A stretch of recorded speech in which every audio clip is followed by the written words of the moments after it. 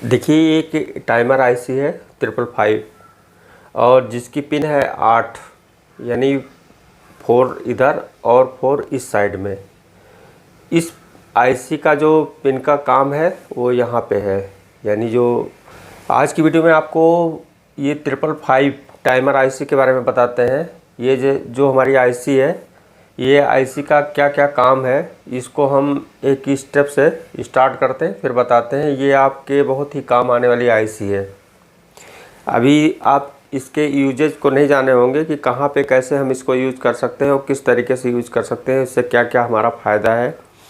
और ये काफ़ी बहुत इजी तरीके से अवेलेबल भी हो जाता है हर जगह पे, हर मौके पे, जो कि ये आपका बहुत सारे काम इजी कर सकता है। तो इसको समझने के लिए थोड़ा थोड़ा हम समझाते हैं कि ये कैसे कैसे यूज किया जा सकता है। पहला एग्जाम्पल लेते हैं। यहाँ पर देखें, ये 8 पिन, ये जो 8 नंबर दिया हुआ है 1 2 3 4 5 6 7 8, ये जितने पिन हैं उनके काम के बारे में बताया गया है कि ये इसका काम है। ये इसका फीचर नहीं है, फीचर एक अलग चीज़ है, और ये पिनों के फंक्शन के बारे में ये अलग है। इससे ये क्लियर होता है कि जैसे यहाँ पे देखें 8 नंबर हमारा बीसीसी है, तो ये 8 नंबर यहाँ पे हमारा बीसीसी है, और ये 1 नंबर ग्राउंड है, तो 1 नंबर ये ग्राउंड है।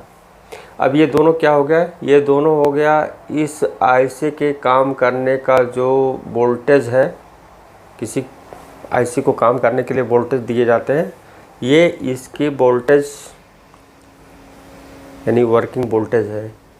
जब ये वोल्टेज इन होंगे तभी आईसी के इंटरनल कोई भी आप जो भी डिज़ाइन किए हैं उसके जो काम है स्टार्ट होंगे।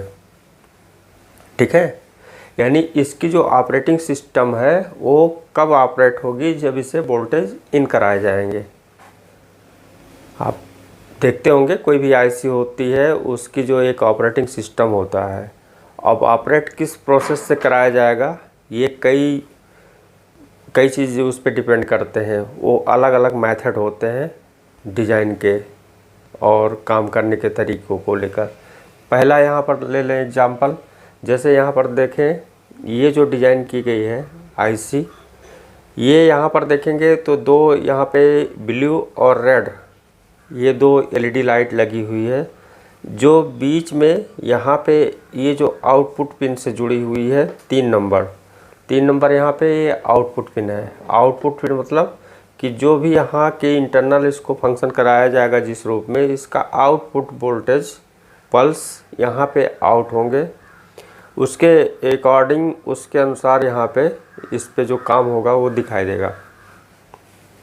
ठीक है, ये हो गया इनपुट वोल्टेज और ये हो गया आउटपुट की बात। अब नेक्स्ट आते हैं। अब यहाँ पर देखें 2 नंबर। अब यहाँ पर देखें 2 नंबर क्या है? 2 नंबर यहाँ पे एक स्विच लगा हुआ है। ये स्विच है जो हमारा माइक्रो स्विच होता है, जो बटन हम प्रेस करते हैं टीवी पे या कहीं सामने, जो एक बार दबाते हैं ऑन ऑफ होता है, वही यहाँ पे ये स्विच है। अब ये स्विच ग्राउंड से जुड़ा हुआ है, दूसरा पॉइंट यहाँ पे पिन नंबर 2 से जुड़ा हुआ है। अब ये 2 नंबर जो ट्रिगर है, ट्रिगर मतलब क्या हुआ कि जब आप किसी चीज़ को दबाते हैं तो देखते हैं उसमें एक फायर होता है।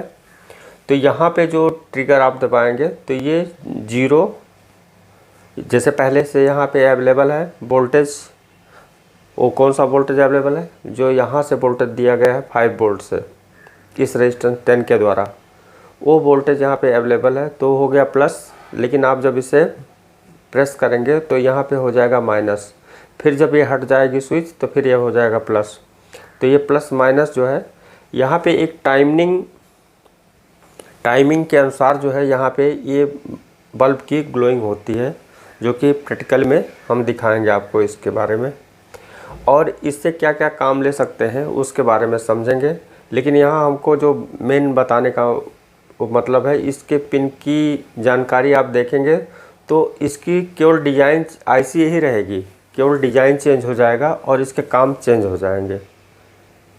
यानी एक ही आईसी कैसे कैसे कितने तरीके से काम कर सकती है, और बहुत ही अच्छी आईसी है कि जो कि ज़्यादातर फॉल्ट नहीं होता है, और ये आपके बहुत हेल्प करेंगे जो इस समय के सिस्टम बन रहे हैं उसमें।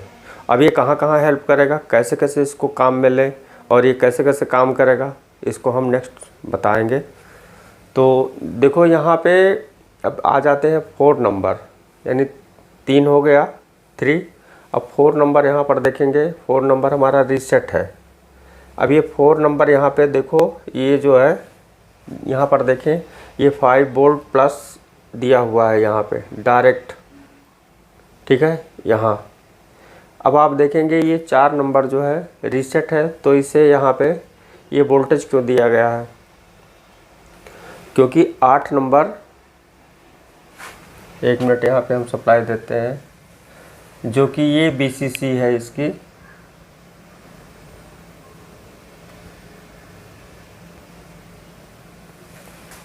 ये BCC है यहाँ पे 5 वोल्ट।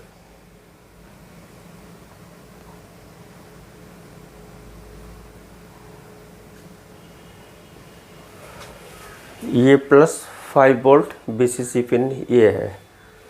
अब यही वोल्टेज यहाँ पे दिया गया है। अब यहाँ पर देखिए ये जो वोल्टेज है 5 वोल्ट, ये जो इसकी वर्किंग वोल्टेज है माइनस और प्लस इस आईसी के। अब यहाँ पर देखिए ये सीधे यहाँ पे आकर जुड़ा हुआ है।